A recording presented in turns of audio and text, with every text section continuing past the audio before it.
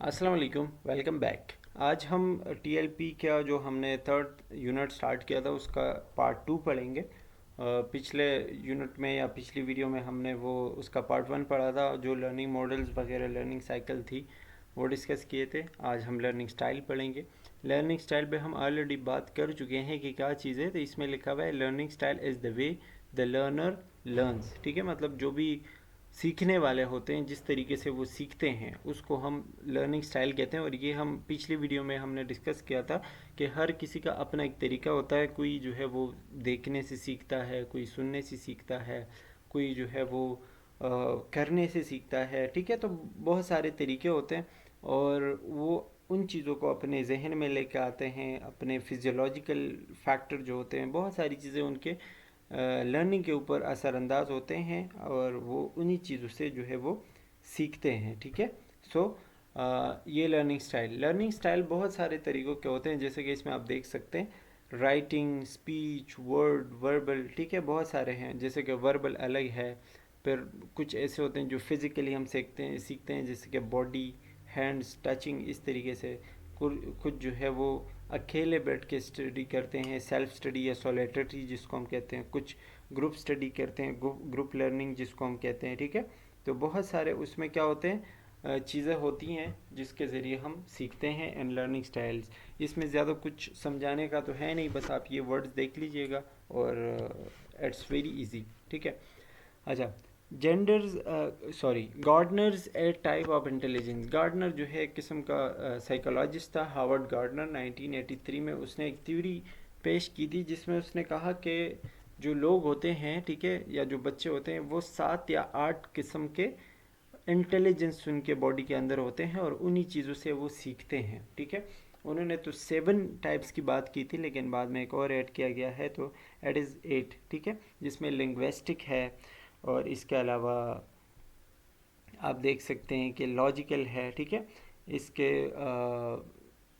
Special, musical, body का इनेस्थेटिक, interpersonal, intrapersonal, ये सारी चीज़ें उसमें आती हैं।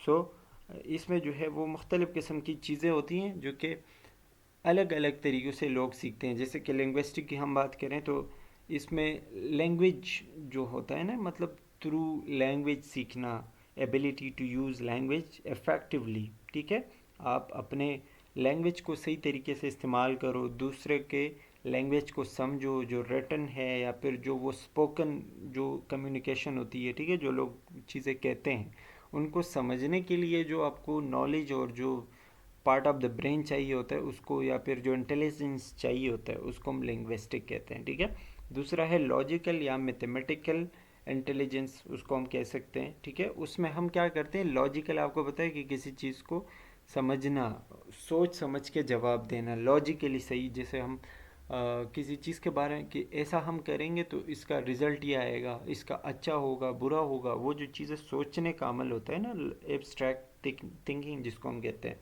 ठीक है, या कोई प्रॉब्लम सॉल्विंग है मैथमेटिकल, जैसे कोई बहुत बड़ा सवाल है उसको आप हल करते हो, आखिर में एक जवाब निकल आता है, तो एक बहुत बड़ा प्रॉब्लम होता है, आप उसको सॉल्व करते हो, ये मैथमेटिकल इंटेलिजेंस होता है। इसके अलावा स्पाशियल इंटेलिजेंस जो होता है, ये कहते हैं think in ability, thinking ability वो होती हैं जो डिफरेंट चीज़ों के बारे में सोच सकते हैं। ठीक है, मुख्तलिफ़ किस्म की डायमेंशंस को सोचना, चीज़ों को सोचना। ठीक है, और मुख्तलिफ जो ऑब्जेक्ट्स होते हैं उनके रिलेशंस कि इस चीज़ का इससे क्या ताल्लुक़ है, जे बस सोचना ही है, आप सोचना समझ लो, लेकिन बहुत एडवांस लेवल का सोचना होता है। कुछ लोग म्यूज़िकल इंटेलिजेंट होते हैं कि मतलब वो म्यूज़िक को क्रिएट कर सकते हैं, समझ सकते हैं, म्यूज़िक में बहुत डीप जा सकते हैं। कुछ बॉडीली का एनेस्थेटिक्स होते हैं जो कि एक काम करके सीखते हैं, करने से सीखते हैं, लर्निंग बाय डूइंग जिसको हम कहते हैं। दूसरा नेक्स्ट इंटरपर्सनल, लोगों के साथ क्या ताल्लुक़ है, लोगों से सीखना, एक बंदे का दूसरे बंदे के साथ क्या रवैया है। ठीक है, और किसी के फीलिंग्स, उनके थॉट्स, उनके मोटिवेशंस को समझना, ये इंटरपर्सनल है। इंट्रापर्सनल, अपने आप को परखना, अपने आप को समझना, अपनी फीलिंग्स समझना, जाहिर करना। ठीक है, क्या करना चाहिए, क्या नहीं करना चाहिए, कहाँ पे कौन सी बात करनी है, कौन सी नहीं करनी। ठीक है, ये सारी चीज़ें इंट्रापर्सनल होती हैं। अच्छा, नेचुरलिस्टिक या नेचुरलिस्ट इंटेलिजेंस जो होता है, ठीक है, उसमें आप नेचुरल चीज़ों को अप्रिशिएट करते हो। नेचुरल जैसे कि वर्ल्ड में जितनी भी including plants, animals, environment, stars, sun, moon, ठीक है, जितनी भी चीज़ें हैं उनके ऊपर आप गौर करते हो, उनको अप्रिशिएट करते हो, ठीक है, और उनके ऊपर जो है आप अपना दिमाग इंटेलिजेंस यूज़ करते हो। That is Gardner's 8 type of intelligence. I hope कि आपको समझ आ गया होगा, ये 8 टाइप्स आपने याद रखने। अच्छा, इसके अलावा वर्क लर्निंग स्टाइल्स है, तो ये फ्लेमिंग एंड मेल्स 1992 में उन्होंने 4 कैटेगरीज दिए थे या 4 प्रेफरेंस दिए थे, जिन्होंने कहा था कि 4 तरीक़ों से जो है वो लोग सीख सकते हैं। और इसमें भी वही बात कि विजुअल, कुछ लोग जो है वो देखने से सीखते हैं कि मतलब किस तरह एक चीज़ बनती जा रही है, ग्राफिकल प्रेजेंटेशन होती है ना, जैसे कि आप किसी चीज़ को देखते हो, उसमें वक्त के साथ साथ क्या चेंजेस आते हैं, स्टेप बाय स्टेप आप उसको देखते रहते हो, तो विजुअल लर्निंग हो जाती है। ऑरल लर्निंग, ऑरल मतलब ये कि सुनने से सीखना, जैसे कि लेक्चर आप सुन रहे हो, ठीक है, या फिर आप कोई म्यूज़िक सुन रहे हो, कोई रीडिंग अलाउड कर रहे हो। रीडिंग, कुछ लोग होते हैं ना जो बहुत तेज़ तेज़ पढ़ते हैं, क्यों पढ़ते हैं? ताकि वो अपनी आवाज़ दोबारा सुने, उनकी आवाज़ जब दोबारा वो सुनते हैं तो उनके दिमाग में बिल्कुल बैठ जाती है, ठीक है। ये भी ओरल लर्निंग होती है और ये एक लर्निंग का तरीका है, ठीक है। And to prefer to discuss topics and form group study, ठीक है, कुछ लोग ऐसे ग्रुप स्टडी करते हैं, उसमें मुख्तलिफ़ किस्म के टॉपिक्स डिस्कस करते हैं, वो भी एक ओरल लर्निंग या फिर ऑडिबल लर्निंग आप कह सकते हैं, उसमें आती है। कुछ लोग ऐसे तो जो रीडिंग एंड राइटिंग के ज़रिए सीखते हैं, ठीक है, वर्ड बाय वर्ड जो है वो रीडिंग करते हैं, या जो चीज़ें वो सीखना चाहते हैं वो राइटिंग में उसको लिख लेते हैं, ठीक है। तो ये भी एक तरीका हो सकता है। और काइनेस्थेटिक का तो मैंने आपको बता दिया कि जो चीज़ें वो सीखते हैं उनको प्रैक्टिकली करना है, ठीक है, लर्निंग बाय डूइंग।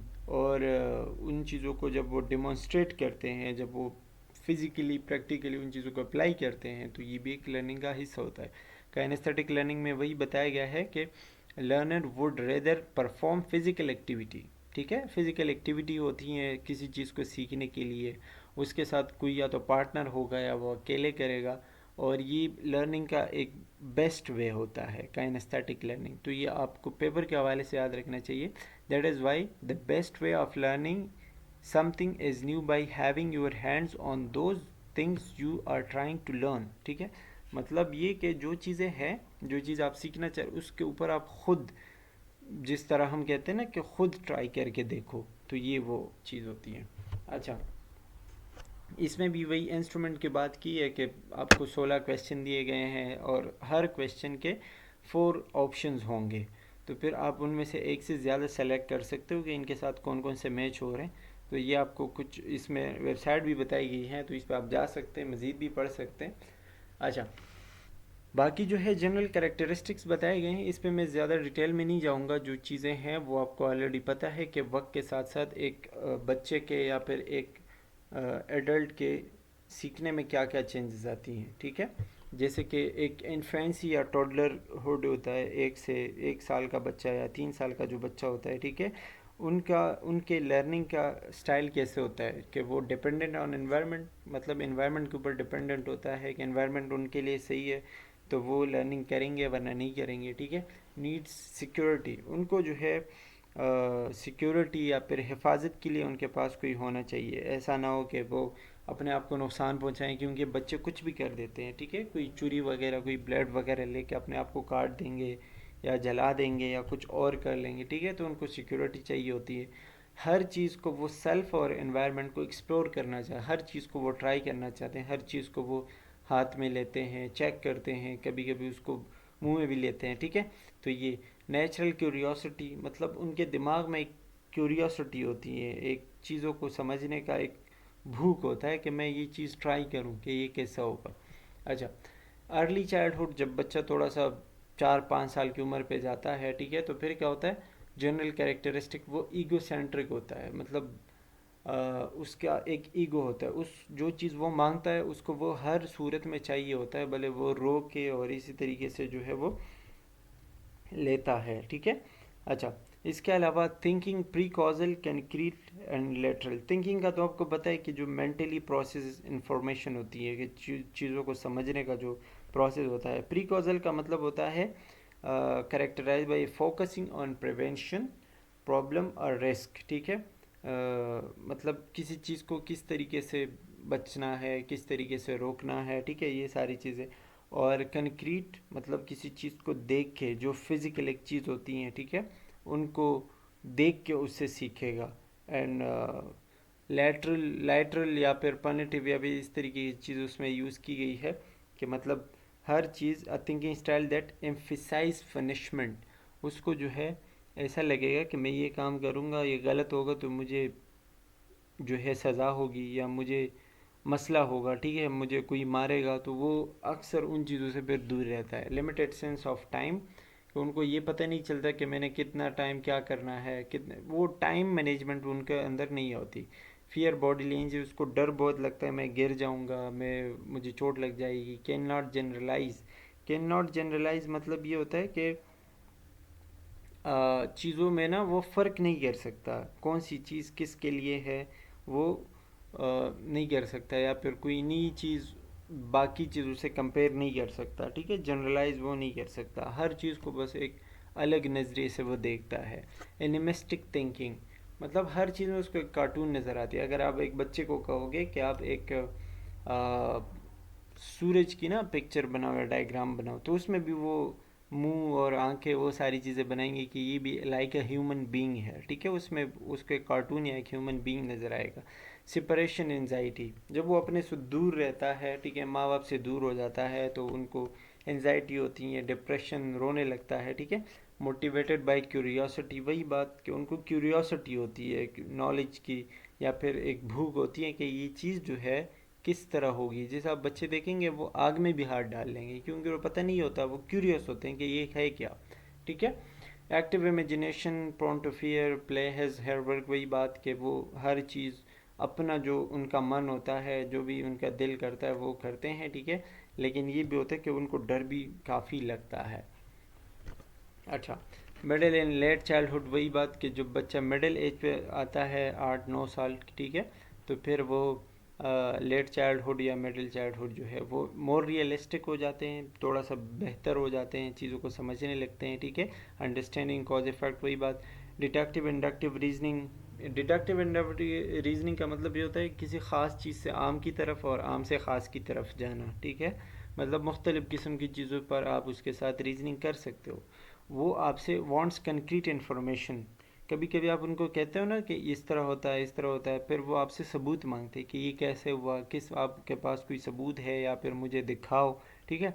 अच्छा, able to compare objects and events, अब वो चीज़ों को कंपेयर भी कर सकते हैं, इवेंट्स कब क्या होना है, किस तरह होना है, ये सारी चीज़ें। वेरिएबल रेट्स ऑफ ग्रोथ, हर बच्चे का जो रेट ऑफ ग्रोथ होता है वो अलग अलग होते हैं, कुछ बच्चे बहुत जल्दी बड़े हो जाते हैं, कुछ छोटे रह जाते हैं, कुछ उनको टाइम लगता है, ठीक है। रीज़न से लॉजिस्टिकली, वही बात कि लॉजिकल रीजनिंग वो कर सकते हैं, ठीक है। Understand seriousness and consequences of action, कौन सी चीज़ कितनी ख़तरनाक साबित हो सकती है, कौन सी चीज़ से कितना नुकसान हो सकता है, वो उनको पता होता है, या फिर उस चीज़ को अगर कोई समझाना चाहे तो वो समझ सकते हैं, ठीक है। Subject centre focus, immediate orientation, एक ही चीज़ को आप मतलब वो उनका फोकस होता है उनके ऊपर, ठीक है। अच्छा, एडोलेसेंस की बात करें तो फिर वो थोड़ी सी जिस तरह हम बलूगत या थोड़ी बहुत जो जवानी स्टार्टिंग में कहते हैं, ठीक है, तो वो फिर एब्स्ट्रैक्ट एंड हाइपोथेटिकल थिंकिंग कर सकते हैं। या पढ़ लीजिएगा, इसमें इतना कोई वो है नहीं, बस लफ्ज़ का मतलब है वो आपको पता होना चाहिए, ठीक है। Can build on past learning, जो चीज़ें उन्होंने पहले सीखी हैं उनको अब थोड़ा और बेहतर बना सकते हैं या उनके ऊपर काम कर सकते हैं, ठीक है। Reason by logic and understand scientific problems, जो मुख्तलिफ़ किस्म के साइंटिफिक प्रॉब्लम्स है, प्रिंसिपल्स है, उनको समझ सकते हैं, ठीक है। फ्यूचर ओरिएंटेशन, अपने आगे कुछ अपने लिए कुछ प्लान कर सकते हैं। Motivated by desire and social acceptance, pair group important, उनके दोस्त वगैरह बनते हैं, सोशली वो चाहते हैं कि मुझे लोग एक्सेप्ट करें, ठीक है। Intense personal pre occupation, appearance extremely important, ठीक है। वो ये देखना चाहते हैं कि मतलब मैं सबसे अच्छा लगूं, मेरी ड्रेसिंग, मेरा अपीयरेंस सबसे बेहतर हो। And feel invulnerable, immune to natural laws. और कभी कभी उनको ये लगता है कि नेचुरल लॉ मेरे ऊपर अप्लाई नहीं होती। नेचुरल लॉ मतलब ये कि जैसे हम कहते हैं ना कि हर किसी ने मरना है, तो जो इस उम्र के बच्चे होते हैं वो यही कहते हैं हाँ मरना तो है, लेकिन मतलब एक मुझे अब तो नहीं मरना, मैं तो कई 60-70 साल में जाके मरूंगा, अभी तो टाइम है, अभी तो ज़िंदगी है। तो वो नेचुरल लॉ को मानती नहीं है कि हाँ मतलब किसी भी टाइम बंदा मर सकता है, तो वो इस चीज़ को इग्नोर करते हैं, नहीं मानते। आगे जाके फिर वो जो थोड़ा बहुत वो समझदार बनते हैं तो चीज़ें उनको समझ आती है। तो नेचुरल लॉ वो फील इम्यून कर, मतलब ये कि नहीं मानते उन चीज़ों में। अच्छा, यंग एडल्टहुड, जो यंग हो जाते हैं, ठीक है, वो ऑटोनॉमस मतलब ख़ुद मुख्तार होते हैं, सेल्फ डायरेक्टेड होते हैं, जो चीज़ उनको अच्छी लगती है वो करते हैं, ठीक है, उनको जो समझ आती है। इंस्टेंसिक मोटिवेशन, वही बात, एबल टू एनालाइज क्रिटिकली, चीज़ों को कंपेयर एनालाइज कर सकते हैं, डिसीजन मेकिंग कर सकते हैं। कंपिटेंसी बेस्ड लर्नर, जितना वो चाहते हैं या जितना कॉम्पिटेंस उनके अंदर होता है, जितना मुकाबला वो कर सकते हैं या जितना बेहतर वो समझना चाहते हैं वो कर सकते हैं, ठीक है। अच्छा, इनकी जो टीचिंग स्ट्रेटजीज़ है वो यही है कि आप उनको प्रॉब्लम फोकस बताएंगे, ठीक है, चीज़ें प्रॉब्लम सेंटर्ड फोकस आपने उनको करना है कि एक प्रॉब्लम को कैसे हल करना है। Meaningful experience, focus on immediacy of application, कि किसी चीज़ को किस तरह कितनी जल्दी अप्लाई करनी है, ठीक है, ये सारी चीज़ें। Allow to set on pace, किस रफ्तार से चलना है, आपको जिस तरह चीज़ अच्छी लगती है उसी तरह करें, ये एक टीचर की रिस्पॉन्सिबिलिटी होती है। यहाँ पे हम टीचर की रिस्पॉन्सिबिलिटी इसलिए पढ़ते हैं क्योंकि एज ए नर्स आपके पास हर उम्र के हर किस्म के लोग आ सकते हैं, ठीक है, तो ये आप पढ़ सकते हैं। बाकी इसमें इतना कुछ है नहीं, आप पढ़ लीजिएगा। मिडिल एज के जो लोग होते हैं उनको जो है सेंस ऑफ वेल डेवलप्ड, मतलब ये कि उनको पता होता है कि मैं अभी अच्छा डेवलप हूँ, मुझे करियर मेरा अच्छा है, ठीक है, और मेरे फैमिली है, सोसाइटी है, ये सारी चीज़ें ये आप पढ़ लीजिएगा, ठीक है। उनकी टीचिंग स्ट्रेटजीज़ भी बताए। ओल्डर एडल्टहुड जो होते हैं उनमें कॉग्निटिव चेंजेस आते हैं, मतलब दिमागी तौर पर उनके बहुत सारे, जैसे कि वो सोच नहीं सकते, उनकी शॉर्ट टर्म मेमोरी ख़त्म हो जाती है, रिएक्शन टाइम उनका ज़्यादा हो जाता है, एनजाइटी ज़्यादा हो जाती हैं, ठीक है, और पास्ट लाइफ और परसिस्टेंट स्टिमुलस, बार बार उनको कोई ना कोई चीज़ तंग करती रहती हैं। बार अगर उनसे पिछली लाइफ में कुछ गलती हुई है, कोई मसला हुआ है, कोई एक्सपीरियंस इसने इस तरह किया हुआ है, तो उनके ऊपर वो जो है वो मतलब सोचते रहते हैं उस चीज़ के बारे में। अच्छा, और जो चीज़ें आती हैं जैसे auditory changes, hearing loss, visual changes, ये हमें पता है। Far sightedness, lens become opaque, मतलब नज़र ख़राब हो जाता है, ठीक है, और ये सारी चीज़ें, फटीग, पैथोफिजियोलॉजी, इलनेस, ये सारी चीज़ें जो है एक ओल्ड एज के लोगों में आती हैं। फिजियोलॉजिकल चेंजेस भी आपको बताए गए हैं। टीचिंग स्ट्रेटजीज आपने उनको यही करना है कि मतलब कंक्रीट प्रैक्टिकल आपने उनको एग्जांपल देने हैं, ठीक है। अगर पिछली लाइफ को देखते हुए, पास्ट लाइफ को देखते हुए आपने उनको बिल्डअप कराना है, समझाने की कोशिश करनी है, ठीक है, और एक टाइम पे एक बात करनी है, present one concept at a time, ठीक है। और अवॉइड रिटन एग्जाम्स, और ये अगर आप उनसे कुछ लिखवा रहे हैं तो लिखवाए ना ही तो बेहतर है। और रिटन एग्जाम्स आप उनको use verbal exchange in coaching, आप उनके जो है मुंह से बात करें, वर्बल एक्सचेंज करें। कीप एक्सप्लेनेशन ब्रीफ, कोई चीज़ समझा रहे हैं तो अच्छे से समझाएं, ठीक है। स्पीक स्लोली डिस्टिंक्टली, वही जो चीज़ें मैं छोड़ रहा हूँ वो बहुत आसान है, आप देख लीजिएगा, ज़्यादा उसमें कुछ है नहीं। And low pitch tone, face client when speaking, ज़्यादा ये उसमें वही सारी चीज़ें, ठीक है। Keep session short, provide for frequent rest period, इसमें समझाने वाला तो कुछ है नहीं। बाकी इसमें समरी बताई गई है, तो समरी वही है जो कि हमने इस चैप्टर में पढ़ा है कि लर्निंग किस तरीके से की जाती है, क्या क्या उसके मॉडल्स है, लर्निंग क्यों ज़रूरी है, फिर हर स्टेज में किस किस तरह की लर्निंग होती है, किस स्टेज पे क्या क्या करना चाहिए, क्या नहीं करना चाहिए, और यही हमारे इस चैप्टर का मकसद था। आई होप कि आपको अच्छे समझ आ गया होगा। And that's all about this chapter. इंशाल्लाह अभी जो हम नेक्स्ट पढ़ेंगे वो किसी और सब्जेक्ट का पढ़ेंगे, यहाँ तक मेड का कोर्स क्लियर हो गया। And that's all for today, thank you for watching, take care, bye bye.